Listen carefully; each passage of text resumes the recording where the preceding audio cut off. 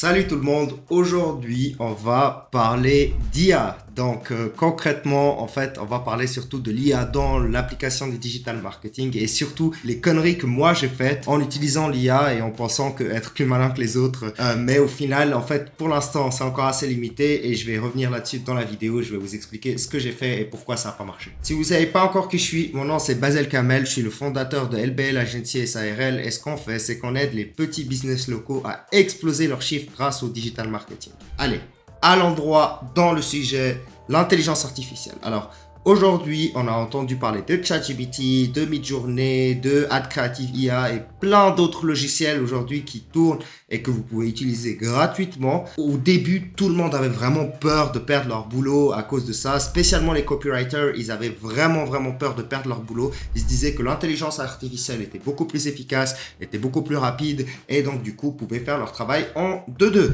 Mais la réalité n'est pas totalement pareil. Donc aujourd'hui, je vais vous parler un petit peu de mon expérience, de ce qui s'est passé quand j'ai utilisé ChatGPT et d'autres logiciels justement. On va parler de l'aspect copywriting, donc comment est-ce que j'ai essayé de l'utiliser pour l'aspect copywriting et ensuite je vais vous parler de l'aspect créatif et comment est-ce que j'ai essayé de l'utiliser pour l'aspect créatif et pourquoi dans les deux cas ça n'a pas marché pour moi. Et pourquoi est-ce qu'une intervention manuelle en vaut encore la peine? Et je vais quand même vous expliquer en quoi est-ce que ces outils peuvent quand même être vachement utiles, mais pourquoi est-ce qu'elles ne marchent pas dans certains autres cas. Commençons par l'IA avec le copywriting. Donc concrètement, l'IA va être excellent pour la recherche, pour la génération d'idées et pour l'information de façon globale. Mais ne demandez pas à l'IA d'écrire vos textes à vos places parce que, en tout cas ChatGPT pour l'instant 3.5, n'a pas encore cet aspect en fait humain qui fait qu'il y a un goût à votre texte qui fait que les gens cliquent. C'est très robotique et quand vous demandez à ChatGPT de faire un texte de promotion ou une suite d'emails ou peu importe, et d'ailleurs j'ai fait les deux, j'ai fait des textes en fait pour les publicités Facebook et concrètement de nouveau je sentais que c'était un petit peu robotique et d'ailleurs ça s'est traduit dans les résultats.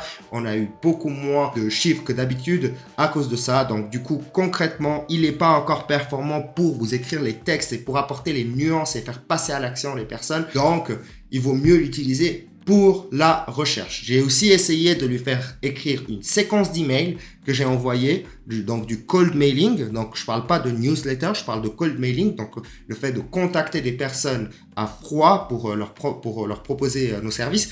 Et de nouveau, pas de très bons résultats, c'était pas humain en fait. Ça se ressentait quand on lisait le texte et évidemment l'intelligence artificielle a encore du chemin à faire avant d'apporter toutes les nuances et avant d'apporter des résultats. Maintenant, peut-être que vous vous dites, oui, les prompts que tu as rentrés, les textes que tu as rentrés à l'intérieur de ChatGPT n'étaient pas forcément bons. C'est vrai, c'est fort probable parce que je ne suis pas un expert en IA du tout. Mais concrètement, on regarde là dehors, même les gens qui s'y connaissent vraiment bien dans l'intelligence artificielle, qui ont l'habitude de faire des prompts, de l'habitude de l'utiliser, eh bien, on voit que ça ne donne pas encore de résultats convaincants, en tout cas pour le copywriting. Donc, si vous voulez faire de la recherche avec l'IA, c'est excellent, c'est rapide. Si vous voulez vous inspirer, avoir des idées, etc. L'IA va faire un excellent travail, mais par contre, ne lui demandez pas encore de faire le travail de copywriting à votre place parce qu'il ne sera pas capable de le faire. Autre chose que vous pouvez faire par contre, qui marche plutôt bien, c'est écrire votre texte, donc écrire votre copie et essayer en fait de demander à ChatGPT de l'améliorer ou de changer quelques expressions si ça sonne pas bien. Donc de nouveau, un truc qu'on fait souvent en copywriting, c'est qu'on écrit notre texte, on le lit à haute voix et puis en fait on corrige. Et si vous savez qu'il y a un truc qui coince,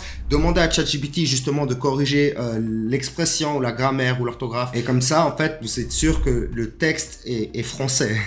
Bon évidemment j'estime que la plupart des gens là dehors qui essayent de faire du marketing digital ont quand même un certain niveau en français, mais ChatGPT va vraiment pouvoir améliorer un petit peu le texte de base et là pour ça il est bon parce que l'input il est déjà donné par vous. Si vous lui donnez aucun input de base, c'est vrai que là il va faire un travail de moins bonne qualité. En tout cas ça c'est ce que j'ai vécu dans mon expérience. Si vous avez réussi à avoir des textes convaincants avec de bons résultats grâce à ChatGPT, faites-le moi savoir, ça serait intéressant qu'on discute parce que nous on n'a pas réussi pour l'instant. Mais aujourd'hui, il y a de nouvelles versions qui sortent, il paraît que le 4 a déjà été amélioré pour ce genre de choses et puis il y a 5, 6 qui vont sortir bientôt. Donc concrètement, c'est en progrès, ça va changer d'ici quelques années et on se réjouit de voir ce que ça peut donner. Et maintenant, je vais vous parler de l'IA avec les créatifs dans tout ce qui concerne les images. Donc concrètement, j'ai essayé avec Midjourney de générer en fait des images pour les publicités et ensuite on les a retravaillées justement avec Ad Creative IA dont je parlerai après. Mais avec Midjourney, déjà pour commencer, en fait, les images étaient bons, donc c'était quand même de la qualité, c'était propre, les prompts qu'on a rentrés étaient bonnes. Mais le souci, c'est quand on essayait de l'utiliser pour des images humaines, donc des photos, donc des personnes.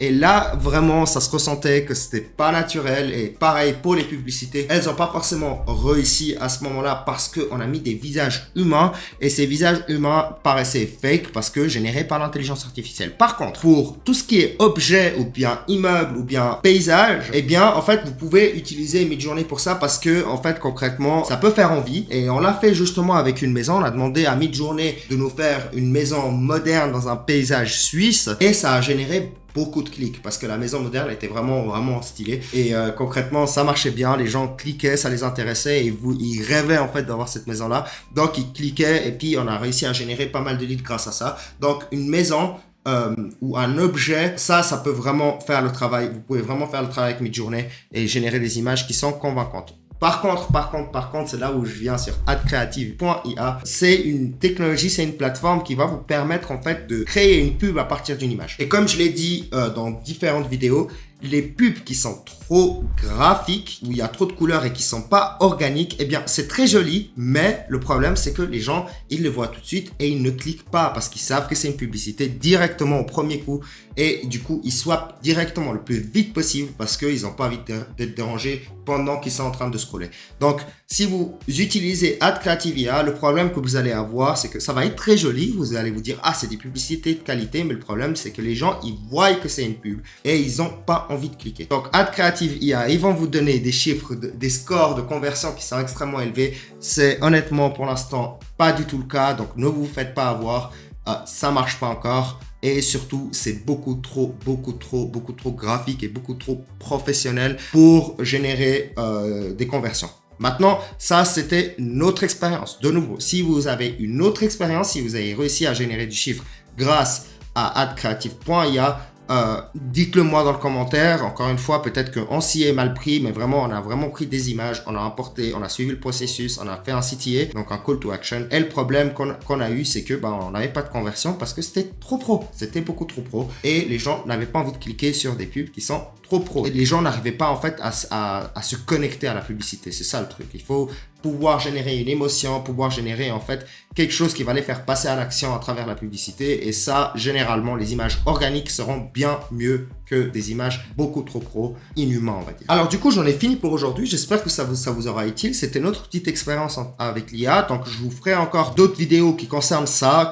Concrètement, là, on est en train de tester encore d'autres logiciels qui pourraient à l'avenir nous amener de meilleurs résultats. Mais je vous tiens au courant parce que pour l'instant, j'ai pas encore le recul nécessaire pour vous en parler. Mais n'hésitez pas à vous abonner, à lâcher un commentaire si justement vous avez quelque chose à redire sur l'utilisation de l'IA. Et n'hésitez pas aussi à lâcher un like, un pouce bleu, comme on dit, pour que ça atteigne plus de monde. Et finalement, si vous êtes une petite PME et que vous avez envie de travailler avec une agence de confiance pour développer vos affaires grâce au digital marketing, je vous invite à cliquer sur le lien en dessous. Je vous prends volontiers dans un call. Vous pouvez réserver un rendez-vous et on pourra discuter ensemble de comment est-ce qu'on peut vous aider. Allez, c'était Basel. À tout bientôt.